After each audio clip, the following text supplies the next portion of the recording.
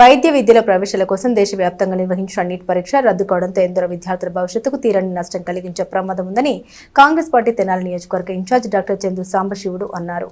స్థానిక మారిసుపేటలోని కాంగ్రెస్ పార్టీ కార్యాలయంలో గురువారం సాయంత్రం ఏర్పాటు చేసిన విలేకరుల సమావేశంలో తెనాలి నియోజకవర్గ Congress party incharge doctor Chandu Sambasivudu మాట్లాడారు. నీట్ పరీక్ష రద్దు విద్యార్థుల భవిష్యత్తుతో చెలగాటం లాంటిదేనని అన్నారు.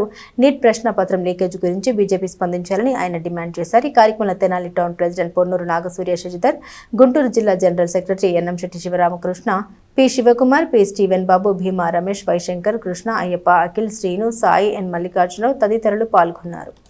ఈరోజు మే 14 కరెక్ట్గా 22 సంవత్సరాల క్రితం అప్పుడు ఎదురు లేదనుకున్నటువంటి టీడీపీ 10 సంవత్సరాల పాలనటువంటి టీడీపీ పరిపాలనని అంతమొందించి కాంగ్రెస్ పార్టీ రాజశేఖర రెడ్డి గారి నాయకత్వంలో ముఖ్యమంత్రిగా ప్రమాణం స్వీకారం చేసినటువంటి రోజు 22 సంవత్సరాల క్రితం.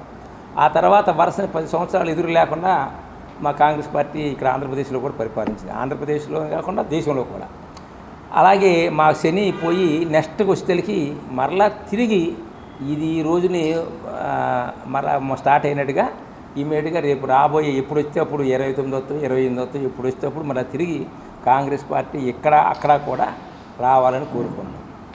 అలాగే ఈరోజు కాంగ్రెస్ పార్టీ కేరళలో సతీష్ను ముఖ్యమంత్రిగా ఎన్నుకోవటం కూడా మేము శుభ సంతోషంగానే ఫీల్ అవుతున్నాం. విదేశీ వ్యవహారాల్లో ఇప్పుడు చూడండి, నిన్న మనం చెబుతున్నారు అందరూ కాన్వాయ్ తగ్గించుకోండి, బంగారం కొనొద్దని. అసలు ఈ మధ్యకాలంలో పోయినసారి ఆపరేషన్ సింధూర్ తప్పితే భారతదేశానికి వచ్చినటువంటి అంతర్గతంగా అంత కష్టం ఏంటి? బంగారం కొనకుండా ఆపుకోవాల్సినంత పని అవసరం ఏమొచ్చింది? అసలు కాన్వాయ్ అని తగ్గించుకోవాలని కాన్వాయ్లో అక్కడ ఏంటి ముందు వెనకంతా ఖాళీ చూపించి 2 కార్లు చూపించాం కానీ సరిపోలా, మొత్తం ట్రాఫిక్ అంతా ఆపేసి 2 కార్లు వెళ్ళాయని చూపిస్తాం అనేది చాలా ప్రజల్ని మోసం చేయటం. ఈ కాన్వాయ్లో ఉండేటువంటి 5-6 కార్లకి డీజిల్ తగ్గించడం కాకుండా మరి ఆయన ఎంతసేపు రోడ్ షోలు చేస్తున్నారు, ఎలక్షన్లో రోడ్ షోలు చేస్తా వందల కార్లతో వెళ్ళేటువంటి ఆ ఖర్చు ఎంత? ఇది ఒక్కసారి ఆలోచించి. ఇరాన్ ఎక్కడో ఉంది, మనకు సంబంధం లేదు, కానీ దానివల్ల మనకి ఎల్పిజీలు కానీ ఆయిల్ కానీ మొత్తం తక్కువ రావటం వల్ల ఈ పని చేస్తున్నారు.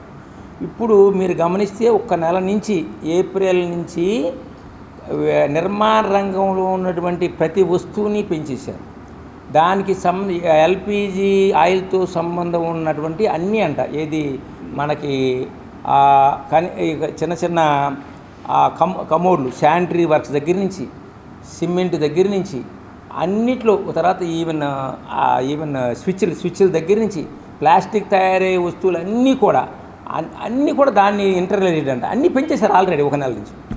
ప్రతి దాంట్లో కూడా బస్తాకి 2 కిలోలు 3 కిలోలు కట్ చేశారు. సరే ప్రస్తుతం, కానీ రేపు రాబోయే టైంలో ఈ డీజిల్ కొరత వల్ల ఇంకా ఎక్కువ ఉత్పత్తి వ్యయం పెరుగుతుంది, వ్యవసాయదారు దెబ్బతింటారు. కాబట్టి ఇప్పటికైనా మేము రాష్ట్ర ప్రభుత్వాన్ని, కేంద్ర ప్రభుత్వాన్ని, డబుల్ ఇంజిన్ సర్కార్ని రిక్వెస్ట్ చేసేది ఏంటంటే, డిమాండ్ చేసేది ఏంటంటే, మీరు డీజిల్ కొరత, ఆ ఎల్పిజి కొరత లేకుండా చూడండి, ఏ రకంగా మీరు డిప్లొమాటిక్ చేసుకుంటారో అని చెప్పేసి మేము గవర్నమెంట్ని రిక్వెస్ట్ చేస్తున్నాం, డిమాండ్ చేస్తున్నాం.